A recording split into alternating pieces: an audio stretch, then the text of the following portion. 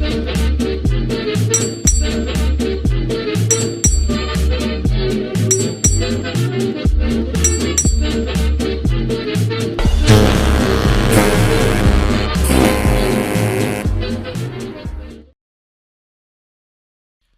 everybody, welcome to the Drydock episode 305. If all is going well, I'm currently recovering from 3 weeks spent in Scandinavia.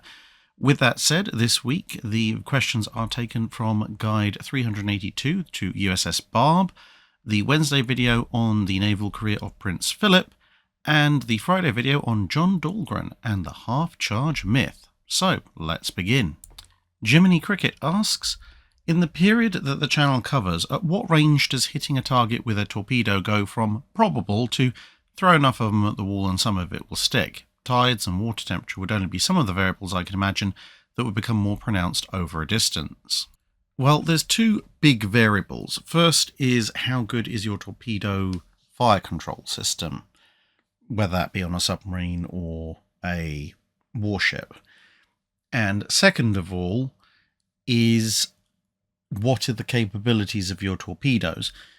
There is a tertiary one, which is how aware is your enemy, because of course if your enemy doesn't realise they're having torpedoes launched at them, they're probably going to keep going in a straight line, which makes it much easier for you to hit them.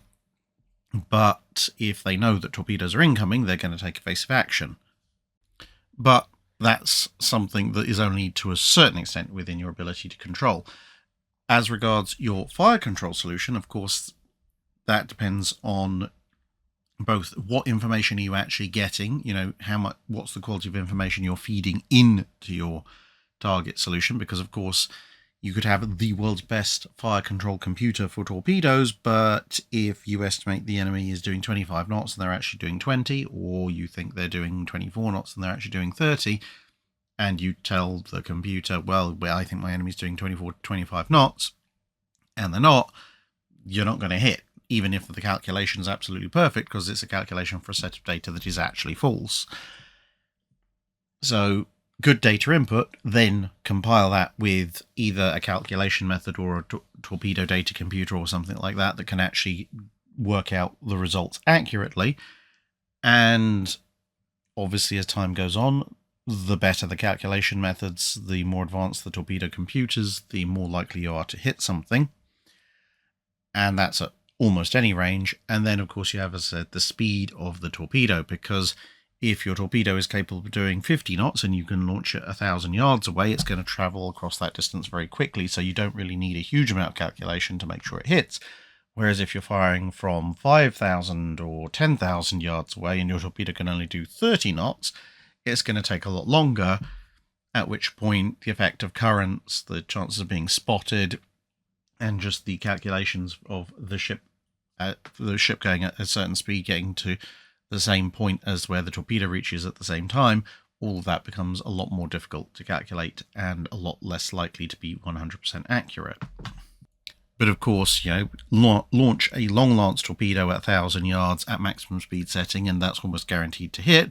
Whereas if you launch a early Whitehead torpedo at 1,000 yards and it's doodling along at 12, 15 knots or so, there's still not a huge guarantee that it will hit, because there's still plenty of time for something to go wrong, up to and including the enemy ship to evade.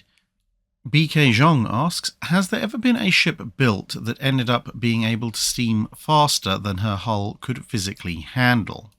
Yes, that's happened a surprising number of times, actually, with the symptoms exhibiting themselves in different ways. So, for example, the F-boats, the Flottenbegleiter, which I've covered more relatively recently, they had the problem of having so much power and a relatively light hull that the hull itself would get twisted by the amount of energy being imparted to it. Then you have other ships which could go very, very fast, but the amount of slamming that this caused, usually at the forward portion of the ship, would cause damage to the ship, which would force you to slow down sooner or later. And, there's the case of some early British torpedo boats, torpedo boat destroyers, where they went so fast and had so much power that the propeller shafts actually ripped out of their mountings and broke the back of the ship while they were, mid-run. Most of the time, however, this tends to be on the smaller side of shipping, largely because the very largest ships, well, there's only so much power you can get into them, and they weigh quite a bit, so even if you can exceed their design speed by a knot or two, you generally tend to find that's well within the capabilities of these fairly strong hulls.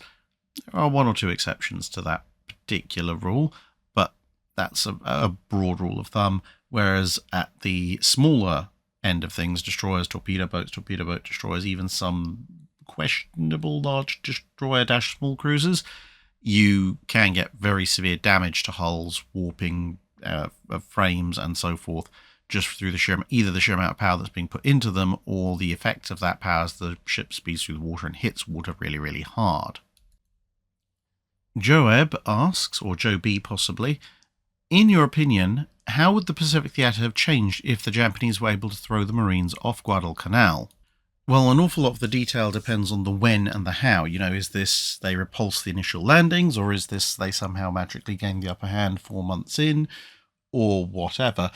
But in the more general terms, you can look at the reasons why the Allies invaded Guadalcanal in the first place as to what the Japanese might have been able to do had they held it. So it's not so much about Guadalcanal itself as an island, it's about Henderson Field.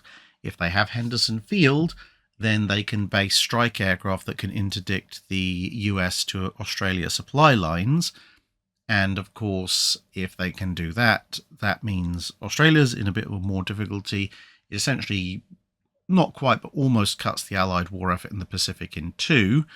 And it means that a lot of energy is going to have to be devoted at getting rid of at least the airfield's operational capability. We saw how difficult it was for the Japanese to permanently disable Henderson Field. The Americans would have to resort to not necessarily something similar in terms of shore bombardment, but they'd have to put some fairly major committed effort into, say, using P-17s or carrier strike groups to very heavily bomb Henderson Field, which they could do because they can carry heavier bombs than most of the Japanese counterparts can.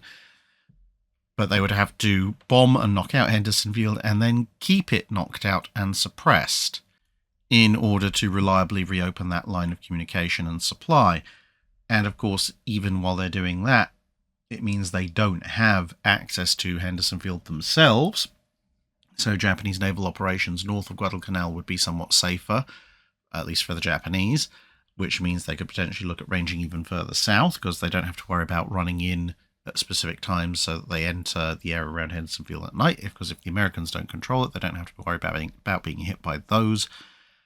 And it means a huge amount of additional Allied effort's going to have to go into trying eventually to take Guadalcanal off the Japanese, because unlike some areas which could be bypassed, Guadalcanal is certainly an island which has to be taken and held rather than just isolated, because as long as it's operational, it can still be a very major threat.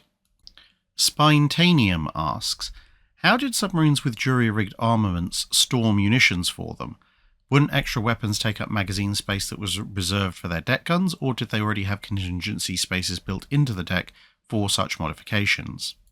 A lot of it depends on what kind of ammunition and in what manner can it be stored, because if it's ammunition that can be stored in fairly watertight containers and can be secured quite securely, I know that sounds a bit ridiculous, but you'll see where I'm going with this, then it can be stored outside of the submarine, because you see here with the USS Barb with her rocket launcher on the back, but between the actual pressure hull and the upper deck is actually quite a considerable amount of space. If you've ever accessed a US Gato class sub via the more conventional means, you'll see actually there's an awful lot of unoccupied volume in there. And so if you've got watertight and obviously pressure tight containers, and you can strap, bolt, or otherwise secure them in such a way that they're not going to rattle around and give you away, you could actually store a certain amount of ammunition outside of the pressure hull of your sub, because you're only going to need it when the sub's on the surface. Now, obviously, not all ammunition and supplies can be stored that way, at which point you do have to bring it in aboard, but as any submariner will tell you, very often when submarines go to sea, the decks themselves will be significantly higher because they'll have stacked boxes of various supplies, usually mostly food and drink, beneath them, and as they eat through that and drink their way through that and use up those supplies, gradually the deck levels descend, and there is a bit of a gap under the deck as well. But if you need to, you can obviously just stick a few boxes of ammo on top of that, tuck boxes of ammo away in various weird and wonderful storage locations.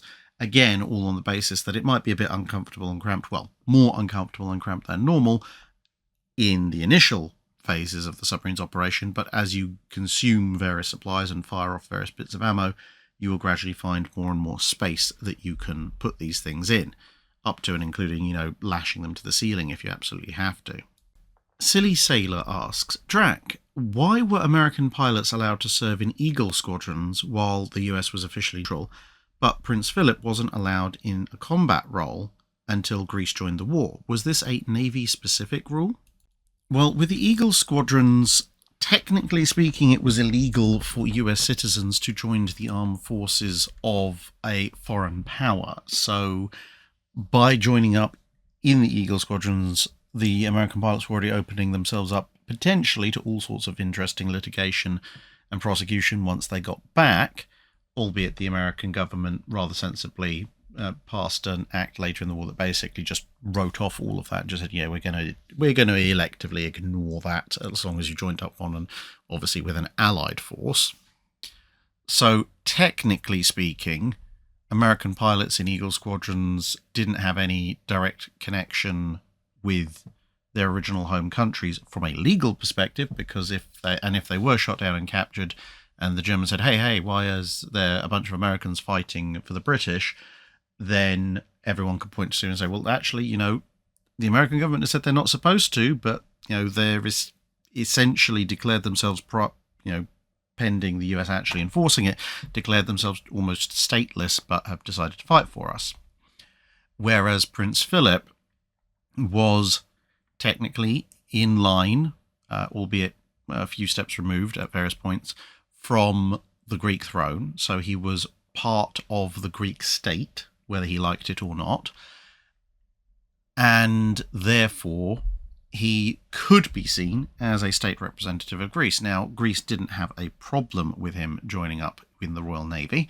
And as you've seen in the video I did, by that point, although he still did have some affinity for the place, he hadn't really lived there for quite a while. But with Greece being officially neutral, it could be interpreted as, him being a member of the potential Greek state, that his taking part in combat operations against a power which, as I said, Greece was explicitly neutral with, could cause potential issues, and hence why he was moved over, initially at least, to more peaceful areas of the world, at least at that time period. The Navy, in principle, didn't have a problem with foreign-born officials or potential officials serving in the Navy and then taking part in active combat, but it was usually in a case where the nation in question and the nation the Royal Navy was fighting had no particular relations one way or the other. I know it's an army example, but you have the French Prince Imperial fighting against the Zulus. The Zulus and the French Empire at the time have no particular diplomatic relations, so it didn't really matter that much. Well, except for the Prince Imperial, he did end up getting shanked by a Zulu assegai, or Iqua, whichever, I can't remember which way around it's supposed to be. But in any case, similar rules with the Royal Navy, but in this particular case, obviously Greece was on the front lines of the Second World War and had explicitly made its status with regards to Nazi Germany clear. And so, as I said, Prince Philip, as a potential member of the Greek state and as part of the Greek royal family, could cause issues by appearing to go against that without renouncing his Greek citizenship. And as we discovered, he, at that point, they believed, could not take up British citizenship, although, as later on turned out, he was actually technically a British citizen already, but that wasn't to be known in 1939. Trucker Alikatuk asks, when Philip was on the convoys to Greece, as he was second in line to the Greek throne, did his ship fly a Greek royal ensign as well? No, for two primary reasons. Firstly, at the time when the flying of personal heraldry in the Royal Navy was seen as acceptable, it was only the admiral, or if the admiral's not there, the captain's personal heraldry or other flag, which could potentially be flown from the ship if they so chose and if the situation was deemed appropriate. Philip, of course, was not in command of HMS Valiant at that point. He was a fair distance down the pecking order, so his mere presence aboard Valiant did not in any way, shape or form entitle them to fly any kind of Greek royal ensign, especially as he was just a regular member of the crew. If he had been aboard specifically in his role as second in line to the Greek throne, or the actual Greek monarch at the time had been aboard, that would have been a different matter. But as a generic midshipman or lieutenant, this confers no particular rights to fly a personal heraldry flag aboard Valiant. And on top of that, by the Second World War, the flying of personal heraldry, as opposed to that which is designated to you by the Royal Navy in the form of an admiral's flag or a commodore's pennant, was pretty much no longer done. So even if he had been captain of Valiant, it probably would not have been flown. Brendan Buersdorf asks, of the ships named after prominent monarchs of various countries in the period that the channel covers, which one do you think honoured its namesake the most, and conversely, which one did a disservice to its name? There's quite a few that did a pretty good job. I mean, Duke of York technically was named for the man who was now King George VI. She went out and dealt with Scharnhorst rather decisively. The King George V of the World War II, King George V class, obviously named for his father. Well, she helped deal with Bismarck, and both of those ships would go on to do various other useful duties for the Royal Navy.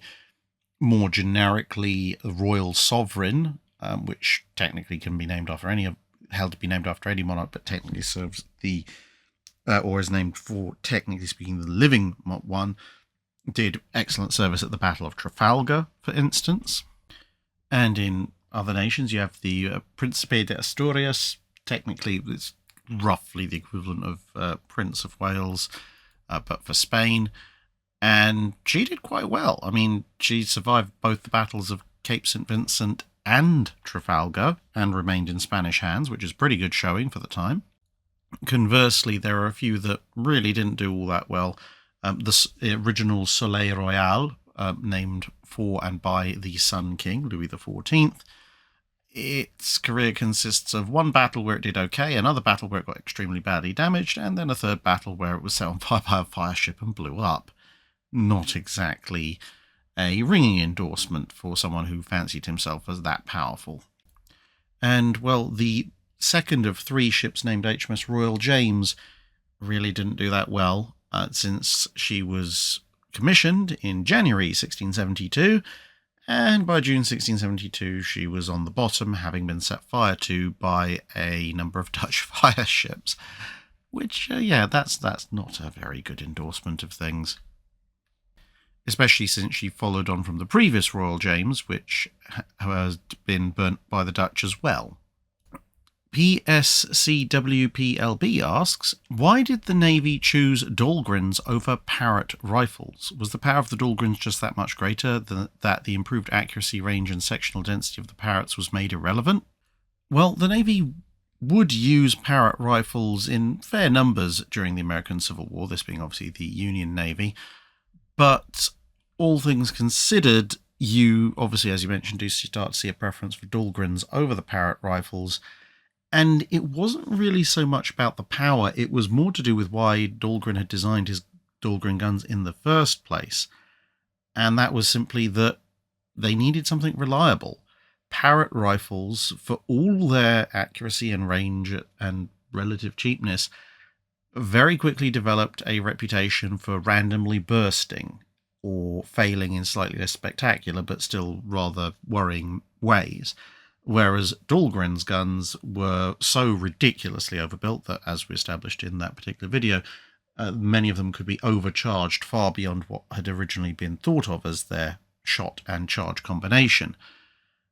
And for the US Navy, especially when you're looking at ships like monitors or even other more conventional vessels where they might only have a handful of large guns, you do not want potentially half or all of your main armament incapacitated because one of the guns in your turrets or one of your big guns on your open deck has decided to randomly explode. On a single turret monitor, that completely disarms the monitor because, well, the gun crew next to you isn't going to be in much of a fit state either. And even on the twin turret monitors, that could be half the monitor out of action, and potentially the explosion could also compromise the watertight integrity of the ship. So if you want a reliable gun that's not going to kill half your gun crews and potentially sink your vessel rather than sinking the enemy, the Dahlgren gun is a much, much more reliable way of accomplishing that. And thus it gained precedence and favour when it came to equipping Union Navy vessels, and obviously subsequently US Navy vessels. Warrant Officer Will asks, in the 1870s, would there have been any benefit to creating a hybrid of a Whitehead and a Howell torpedo? The torpedo would then use the spun-up flywheel mechanism for the initial launch, but switch to a high-pressure air tank once the flywheel runs out of energy to extend the range of the torpedo even further. Would this be possible? Theoretically, it would be possible. Practically, I don't think it would work, because you would have a very expensive weapon, because you've got to build a weapon with two entirely separate drive systems. You've also got to build a reliable way of one switching to the other when the flywheel runs out of energy, which may or may not fail. You've got to get that reliable and everything. And as a result, not only is the torpedo going to be expensive, it's going to be larger, it's going to be heavier, which all could be significant concerns for some forms of early torpedo launcher.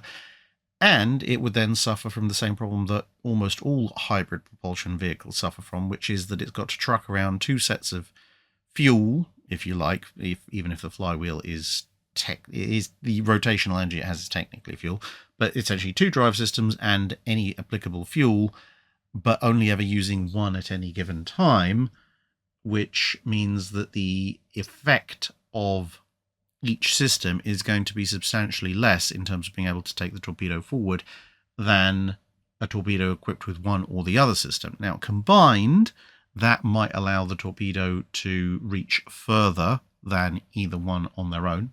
Maybe. It would depend on the efficiencies involved. But you would also face the problem that being a much larger and heavier weapon and then driven by two individual drive systems, whilst it's motoring along, it is going to be motoring along slower. So you might end up with a slightly longer range weapon, but it's not going to be double the range. And in exchange for that, you're going to be sacrificing speed. And let's face it, early Whitehead torpedoes were not exactly the fastest things on the block in any case. About the only time I could see that potentially being a candidate would be if you were trying to invent some kind of particularly long-range torpedo, which you might use on ships at anchor in ports in some kind of surprise attack. But at that stage, you could just put some extra air flasks in or something like that instead. Jonathan White asks, Drac, why are submarines referred to as boats? As a former US Navy submariner, I have no idea where the term comes from. I assume it's from the fact that the Holland through B-class boats were all under 1,000 tons. I've heard a few different versions of this, one of which is similar to what you mentioned, which is that the very earliest submarines were so small they were smaller or about the same size as ships' boats. And so they were like, well, this is a boat, and you're the same size, just covered, so I guess you're a boat also, so yeah, I guess we're all boats together. The alternative comes from the sort of colloquial definition of a ship is a vessel that can carry its own smaller vessels, and those vessels are boats, whereas a boat is a vessel that cannot carry its own rigid surface vessel, as a lifeboat or a launch or whatever. So a ship that carries lifeboats is therefore a ship, but if you're too small to have your own boat, then you are yourself a boat. And since submarines, of course, well, especially early on, but even these days, generally do not carry some form of lifeboat or other independent launching manned vehicle, they would meet the qualification of boat.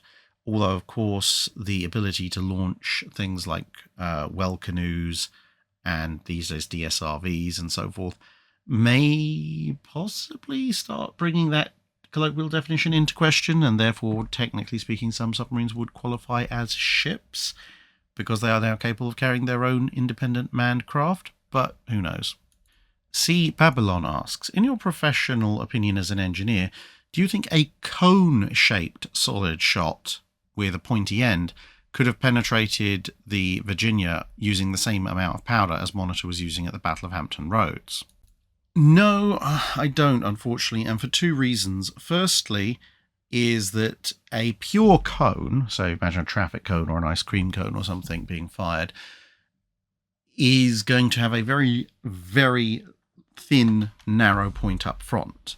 And assuming that you're using the kind of materials that will be available for shot back in the early 1860s, if that hits armor plate, you're far more likely to shatter or bend that tip than anything else, at which point the shell is going to either deflect, or the shot is either going to deflect or just smash helplessly into the armor plate with a relatively flat face if it's sheared.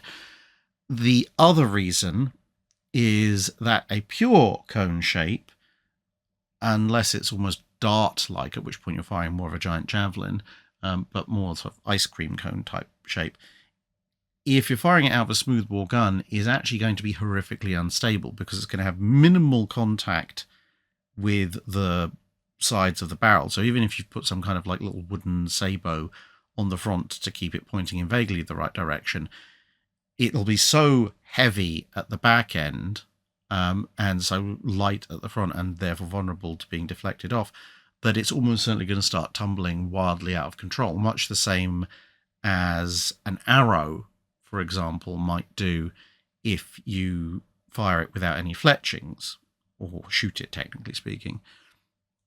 What you need is a bit better mass distribution and a slightly less needle-like point, which is why when you start seeing non-round shot and shell very early on in the latter part of the 19th century, like the one you've been seeing here, Palliser shell, you can see, yes, it does have a conical head, but that is a radius head, so it's not a straight-sided cone, and that means that the tip is still pointed, but substantially less needle-like than would be with a normal cone shape, and then you have this rather large mass behind it. Obviously, in Palliser, there's an explosive, well, at least in this particular version, there's the explosive core to it, but you could also get it in solid shot form, and this helps balance it out aerodynamically and gives you much more contact area with the side of the gun barrel.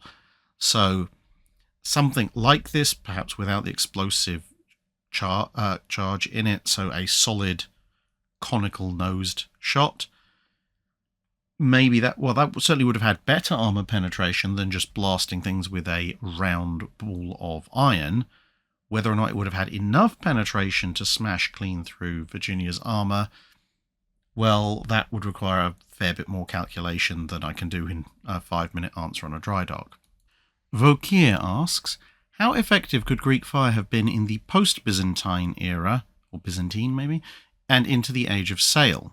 Well, if the secret to full Greek fire had been retained post the collapse of Byzantium and through into the Age of Sail, it could have been very effective indeed, because remember, until the era of the cannon fully deploys itself in the sort of late 1500s and starts to develop from then on, pretty much all naval combat is taking place at very short range, well within range of a Greek fire thrower. And even after that, once you get the sort of Tudor period and moving forward, there's still a huge amount of close quarters combat going on. The Battle of Lepanto, for example. And therefore, again, Greek fire would be very useful. Heck, even in the Armada period, whilst the English fleet was trying to avoid close contact with the Spanish in order to try and avoid being boarded, if you've got a bunch of Greek fire flamethrowers mounted on your upper decks, you might be a little less hesitant about getting close to packed ranks of men in steel plating, because you can just set them all delightfully on fire. Although, on the other hand, you may want to stay away, because if the Spanish also have Greek fire throwers, they could do the same to you. So it would remain a very effective weapon. Exactly how key would depend on how widespread it becomes, because if everybody has it, then naval warfare becomes something of a standoff, because nobody wants to be burned to death, which would encourage the development of longer range forms of projectile throwing weapons much faster. Whereas if one power has it, then everyone gets very scared of them, and there would still be a bit of a drive by all the other powers to develop probably gunpowder-based weapons to equip on ships, but the pressure would be a little bit less, because they can still fight amongst themselves without having to worry about it too much. Also depends on how easy it is to produce. If you can produce enough to equip your entire fleet, that's one thing. If you can only produce enough to equip some elite ships, then that makes the risk somewhat less. But given just how terrified everybody was of Greek fire, and how terrified everybody was of fire generally aboard ships well into the age of sail, it could have completely changed how you fight.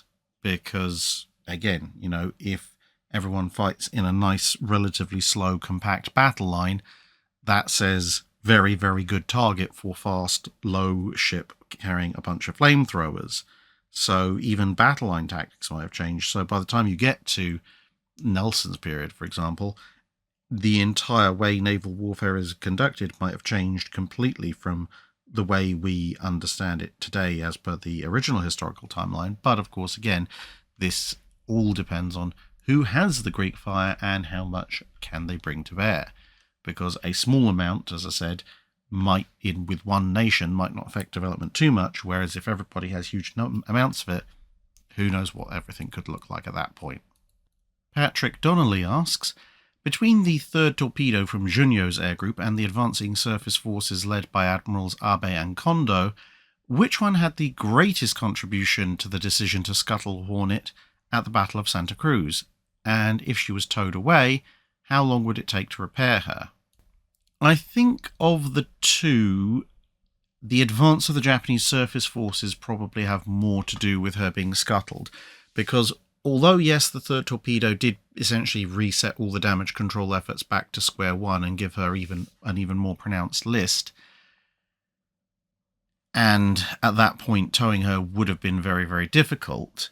In theory, if the Americans were in absolute control of the battlefield, there's theoretically nothing to prevent them patching up Hornet's electrical systems and trying to patch up some of the bulkheads even more, possibly even getting a ship or two alongside to help run pumps to drain some of the water and help with damage control efforts, and then very slowly continue to tow her away. It is still possible that with that additional hole in her side, she may not have been able to be towed all the way back home, but I think they certainly would have made an effort if they had absolute control of what was going on. Whereas with the ship in the state she was after the torpedo, and then the news that Japanese surface forces were approaching, I think it's that is the straw that breaks the camel's back in terms of, right, we've got to get rid of this ship and get going. Because, when you look at it, okay, a bunch of torpedoes that the Americans tried to hit her with then failed to explode, but still, she was hit by multiple additional American torpedoes, hundreds of 5-inch rounds, and then she was still afloat when the Japanese showed up and put a bunch of long lances into her, which finally sent her to the bottom. So there was obviously still a fair degree of residual buoyancy going on with Hornet, so I think potentially, yeah, she could have been recovered. As for how long it would have taken to repair her if she had been managed to escape the area, that's a bit of a difficult one, because there's no way she's going straight back to Pearl or back to the west coast of the continental United States. She would have to be towed to maybe Espiritu Santo or one of the other very, very nearby, relatively speaking, Allied bases. They'd then have to conduct at least some basic patching on the outer part of her hull and do a lot of drainage work. And it would then come down to how much of the electrical system and other parts of the ship system that were crippled by those 3 torpedo strikes could she actually get back online. And then you'd need a reasonably long stretch of fair weather to slowly tow her elsewhere. And it's entirely possible that even then you might not want to stage her back to Pearl Harbor or to the west coast of the US. You may try and stage her to Australia or somewhere like that that's got slightly better port facilities than Espiritu Santo to try and patch her up still further. But whether you do that or whether you then send her on to Pearl Harbor or the US, when she eventually gets there, she's going to need a lot of work. I mean, given how long it took to get Saratoga back in commission and she wasn't hit anywhere near as hard, I think given that the Battle of the Santa Cruz Islands takes place at the end of October 42, you're probably not going to see Yorktown back in service much before late summer, early autumn 43. Once you take into account you've actually got to get her to a place where she can be majorly refitted in the first place, and then that refit has to commence. Dr. D.M. Platt asks, did the Imperial Japanese Navy in the Second World War operate with smaller destroyer screens by percentage of their task force size than the Royal Navy or the US Navy? And if so, was this a force size or operational policy issue? It's a little bit tricky to determine because with the Royal Navy, at least in the early to mid parts of the war, they're very often operating carriers alongside major battleship forces, at which point how many of the destroyers are there to escort the carriers, how many are there to escort the battleship or battleships, how many are there to escort both. Dividing them up can be a bit difficult. So it's a little hard to draw direct comparisons, especially because the few times you do have Royal Navy carriers in the early part of the war operating alone, like Ark Royal in the Norway campaign, for example, well, you've got a single carrier, which obviously therefore needs a bunch of escorts. If you have 2 carriers working together, then you don't necessarily need to double the number of destroyers because only some of your vectors of interception have increased. And with the Japanese as well, when you compare them to the US Navy, which is a comparison that's a little bit easier because you have various battles where carrier forces square off against each other, it still can be a little bit difficult to work out because the Japanese forces at, let's say, Coral Sea, Midway, and Santa Cruz Islands are all characterized by the nearby presence of major surface units in separate task forces. And so if you look at the total order of battle, the Japanese have far more destroyers generally present with their fleet. But when you look at their carrier forces, the carrier force escorts specifically tend to be a little bit smaller than the US. But then again, as I said, the Japanese operate their carriers together, so theoretically you need fewer destroyers to screen 2 or 4 carriers working together than you would 2 or 3 carriers which theoretically could at any moment split off into their own independent groups, each of which needs a full escort. So generally, exactly how many destroyers the Japanese are bringing to a particular party is going to be dictated in most part by their operational doctrine and how that corresponds to how closely each set of ships is operating together versus the American doctrine. As I say, analysing it against the British doctrine is a little bit harder because of the slight differences in the way the British organise their task forces at a time when all 3 navies are at least somewhat able to operate their task forces in a manner consistent with their pre-war doctrine. Once you get into the latter stages of the war, of course, the Americans can afford to throw dozens of destroyers at the problem. The British, after a while, can throw a fair number of destroyers at the problem, and the Japanese just don't have enough destroyers left for a lot of their deployments, regardless of how many they might have wanted to deploy. Al Sadius asks, you've said that wing turrets on battleships were a thing because the engine rooms took up so much space, so they had to move the magazines and the barbettes off of the centerline. Why didn't they move the engine rooms off the centerline instead and give the guns the central positions? Do the engine rooms of the time not work very well near the sides of ships? Well, when you're looking at the machinery spaces versus the turrets, you're looking at either the boiler spaces or the engine spaces, whether they be vertical triple expansion or turbines or whatever. Now, the problem with the boiler spaces is if you move those to the wing positions, you still have the funnels. The funnels, obviously, are taking the exhaust gases and smoke out of the boiler rooms. And so if you have the boiler rooms on the sides, that means the funnels are also on the sides. And if you then stick the turret between those funnels, well, now the turret can't fire to either side. And in theory, yes, you could trunk the funnels, but one, that's inefficient. It takes up a huge amount of space. And two, you're going to end up with the funnels coming up somewhere or other. So you might end up with a massive forward funnel farm in the manner of some of the Russian pre-dreadnoughts somewhere further back. But as I said, use up a massive amount of internal volume, which probably has completely wrecked your efficiencies. And also you have the problem that your magazines are now bracketed by a pair of very active, very hot boiler rooms, which is going to cause problems. Because even running steam lines past magazines can cause problems in terms of what temperature the propellant is now at, as the Americans would find, let alone two fully active boiler rooms. And then the other alternative, obviously further back, is the engine spaces. And the problem with the engine spaces is, of course, the engines are connected to the propellers via the propeller shafts. If you move the engines too far out to either side, well, you don't have the problem of funnels, so that would seem to work. But now you've got the problem that the propeller shafts somehow have to get back in to align with where you need the screws to be, because you don't want a propeller shaft running right down the very edge of your ship and the prop sticking out a good chunk beyond the side of your ship. There's all sorts of practical and hydrodynamic reasons why you don't want to do that. And while I'd love to see the person who invents the patent for the world's first slinky coil prop shaft that can then rotate through to align fore and aft for the props further back, because obviously you don't want the propellers themselves, if you've got the shaft at an angle, you don't want the propeller to be pointing in or out at an angle, because that's going to lead to all sorts of fun things happening with your steering and so forth. And yes, obviously you can get armature connections at a lot smaller scale, which will allow you to take a shaft going in one direction and then turn it and have a shaft going in the other direction. But again, I challenge you to come up with one that will work on the scale and torque levels of a battleship's propulsion units.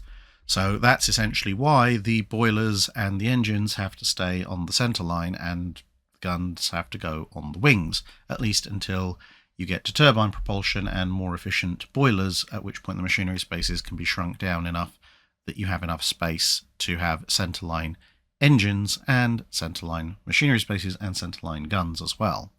Nosdormu89 asks, who do you think had better plot armor, Warspite or Enterprise? This is actually one of the few Warspite compared to Enterprise questions where I can make a fairly definitive, easy statement. I've got to go with Warspite having the better plot armor. Enterprise did take multiple batterings, it is absolutely certain, and she did have a huge degree of plot armor. However, Enterprise only had to survive one world war. Warspite had to survive two, and Warspite has a couple of individual feats that, go even beyond that. Back in the First World War, of course, Warspite had the fun time of taking on the entire High Seas Fleet, or at least the forward elements of it, pretty much solo as she went charging around and around HMS Warrior with a broken rudder, and she survived that. And much as Enterprise was on the receiving end of the attentions of quite a lot of Japanese Navy aircraft, she was never at the receiving end of quite the same proportion of total Japanese firepower as Warspite was at Jutland when the German fleet opened up on her.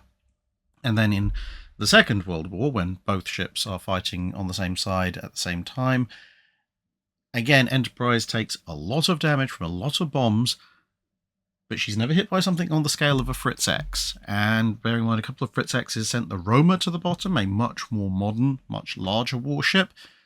Warspite took a Fritz X hit, and yeah, sure, she was crippled and had to go back for repairs, and X-Turret never really worked particularly well after that. But she stayed afloat, and she stayed in combat operations in one way, shape, or form for a fair bit of time after that. So, yeah, when you're hit by an anti-ship killing guided bomb that has taken out much bigger and nastier foes, and you keep on trucking, that's a huge amount of plot armor on Warspite. Fall to Earth asks, in the past you've set a cut-off date for the content the channel will cover at around 1950 or so.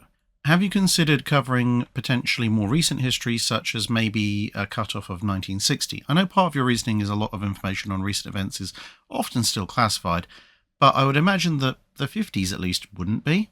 And can you recommend any other creators who do cover more recent naval history? So in terms of other content creators, there's The Shipyard. Recently was on a bit of a break, but is due to come back any moment now because he's currently training to be a deck officer in the Merchant Navy. But he has done a bunch of stuff for post-1950 naval history. Outside of that, for post-1950 naval history exclusively, it's a little difficult because you've got things like Historiograph and the Ops Room who have covered naval operations post-1950, but their channels cover land operations and air operations and all sorts of other things. So if you want exclusively naval history content, then you'd have to look elsewhere. But I do highly recommend those videos. It's also, again, very twitchy, delving into modern politics, but it's absolutely hilarious to see the absolute incoherent and frankly ridiculous outpouring of rage that poor old Ops Room copped from doing a video on a naval engagement in the Indo-Pakistan War. Despite the fact that he's covering an engagement that the Indians won, he got a whole ton of flack from some of the slightly more extremist elements of the various nationalist party in India, simply because he was using a map that they did not fully approve of. So, yeah, you apparently can get a bunch of people screaming at you for not using the approved map of India as approved by them. Weird people. So, I mean, that's kind of case in point of why I try and avoid that later period. But nonetheless, as I've said before, it's not just classification. There's also politics. Again, case in point with that, which I'd rather try and avoid. At least with up to World War II and shortly thereafter, all the politicians involved in that era are now dead. Also, there's two other matters, apart from the classification. One of which is, to be honest, it's the Cold War. After the Korean War, there's not really a huge amount of naval warfare until you get to either the various fast attack craft duels in the Eastern Mediterranean, and oh boy, would that be a political flashpoint these days to talk about, or the Falklands, which is quite far in advance. So, covering that kind of stuff would be a very patchy as opposed to an almost continuous theme before. And the other thing is technology, because as you know, I'm an engineer by training, and part of what I built the channel around is that not just that I can turn around and say, well, this is my source for this thing, if you disagree with what I've said, and then, hopefully we can have a civilized discussion as to whether you think I've interpreted the source correctly, whether you think the source is correct or whatever, but I can back up what I say. But the other element of that is that I understand, to varying degrees, the technology that is being used. So if someone, if I was wandering around a museum ship and someone stopped me in the engine room and said, well, how does this turbine work? I can tell you how a turbine works. I can tell you how a vertical triple expansion engine works. I can tell you how a boiler works. I can tell you how range finding systems work. I can tell you within a reasonable amount how the fire control computer works. And I can tell you how the guns are made and how they work. I am not a rocket scientist. I can give you some degree of an idea about how missile systems work, but I am far, far, far, far less versed in how rocket and missile systems work than I am in how general naval guns and torpedoes work. And therefore I would feel much more exposed going forward, because once you get into the 50s, you start to see things like Sea Slug and Tartar and Terrier and Talos and etc., etc. And at that point, if I'm trying to convey information to you as an audience, I feel, at least, that I should be able to turn around in a kind of off-screen setting and explain to you what I've just said in more detail. If I am saying to you, well, this ship had this many standard missile launchers, or this many Mark 41 VLS, or this many Sea darts, or that many Talos launchers, or whatever. If someone turned around to me and said, okay, well, explain to me how a Talos missile works, explain to me how a SAN-6 missile works, I really can't outside of the absolute basics, at which point I, at least personally, from my perspective, would not view myself as a historian anymore. I'm just a presenter.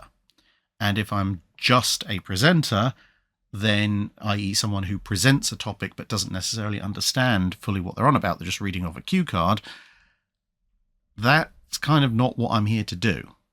And, okay, some people like to present things that they clearly actually have no knowledge of, but that can trip them up in quite a big way, because at that point you're reliant entirely on the strength of your research team and trusting what they say. And if they get it wrong, you will repeat that in very authoritative terms, and then you will look like a complete idiot. And you won't know why until people call you up on it, and then, what do you do? And since I am a one-man band, I am my own research team, well, I can't therefore be a presenter, because if I'm telling you something, it's something that I've researched. So if I don't understand it, and my researcher doesn't understand it, i.e. also me, I don't feel comfortable trying to tell you from any kind of position of authority about the thing.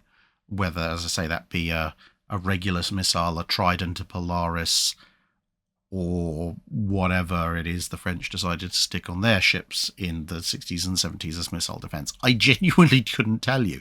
Some kind of naval Croatal, maybe? Who knows? But as I've also said, if there are people out there who have actually served and done that job in the Cold War and the immediate period thereafter, and they want to talk about their experience, I am perfectly happy at this point to interview them, because then they are the authority who is speaking. So at some point, I might well cover elements of the Falklands War, but it won't be me telling you what happened, it'll be me interviewing Falklands War veterans, and they will tell you what happened and what they did. Alec Ruby asks, how did the effectiveness of older medium caliber guns change in the interwar period, i.e. did things like the 7.5-inch and 9.2-inch guns of the Royal Navy gain range and penetration as this time period went on? Generally speaking, there doesn't seem to have been much change with those older pre-World War I guns once they're in the interwar period. Certainly, the shells don't seem to have been manufactured in any new or more advanced makes or models. They seem to be just using the same ones they had before. The same is true for the 10-inch guns on the Tennessee armoured cruisers, as for the 7.5s on the Hawkins, or the 9.2 inches that were left for coastal defence for the most part. But in terms of propellant, there may have been some slight improvements, mostly because obviously propellant has a shelf life. So for guns that are in service 10, 15, 20, 30 years, then new propellant is going to have to be manufactured at some point. And of course, as the mixture of propellant moves on, instability, power, etc., there would be some marginal improvements in those cases. But by and large, I don't think anyone seems to have gone out of their way to develop brand new shells and specially tuned propellant charges for much, much older guns, of the, at least of the medium caliber, in the interwar period. I think largely because they took the view that they probably wouldn't be around all that much longer, and with everyone thinking that war was going to come in the early 1940s, they probably weren't thinking that most, if any of those guns would be in service by that point. So why bother spending money to upgrade something you're probably not actually going to get to use? Texas and LaShock asks, why exactly were the Japanese so thorough in destroying any and all documentation on the Yamato class, particularly late in the war? Were they just as zealous in destroying any other information? They did try and burn as much as humanly possible, but the thing was that the more recent efforts, whether they be Yamato or various experimental aircraft or other ships that were being built at the time, Obviously, these, but especially something like Yamato, had been built in conditions of fairly significant secrecy in the first place, so most of their documentation was not widely distributed and was concentrated in very particular locations. So when the inevitable Allied takeover came about, the Japanese officials decided, oh, you know what, we want to burn absolutely anything that we think could be of use to our enemies. And they didn't have to go very far to collect the vast majority of Yamato documentation. Pretty much all that survives is a few photos and bits and pieces that were in private collections, one or two items that survived the fires, and a few bits and pieces where designers went, yeah, you know what, the order's come to burn all this stuff, but I'm going to take this bit home. So in the past decade or so, we've actually had more information emerge about the Yamatos in terms of plans and so forth than we thought had survived, simply because some people had just taken boxes of plans homes with them instead of burning them and kept them in their attic until, eventually they died and their family's like, I wonder what this could be. Oh, maybe we should hand this into someone who can understand it. Now, ideally, I'm sure they would have liked to do that to pretty much everything, but the further back you get in time for things like the Nagatos, which have been around for a lot longer, and then obviously even the Congo refits, those hadn't been done in conditions of as much secrecy. They'd been spread out across a lot more yards. The ships had been too many yards for maintenance and so forth. And obviously every time that happens, there needs to be sets of plans and information and everything. So information gets distributed, leaked, published, etc., etc.